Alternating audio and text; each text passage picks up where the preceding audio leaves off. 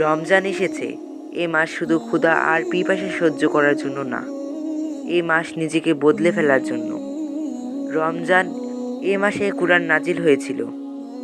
এ মাস রহমতের, মাগফিরাতের আর জাহান্নাম থেকে মুক্তির। লাইলাতুল কদর হাজার মাসের চেয়ে উত্তম একটি রাত। ভাবতে পারো, এক রাত ৮৩ বছরের বেশি ইবাদত।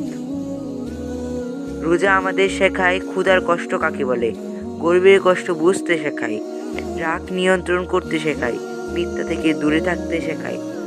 কুরআনুল কারীম শুধু পড়ার জন্য না, বুঝার জন্য, নিজেকে ঠিক করার জন্য। হয়তো এই রমজানই তোমার জীবনের টার্নিং পয়েন্ট হতে পারে। হয়তো এটাই সেই মাস যখন আল্লাহ তোমার সব গুনাহ মাফ করে দিবেন। তাই শুধু রোজা রাখো না, নিজেকে বদলাও। রমজান মুবারক।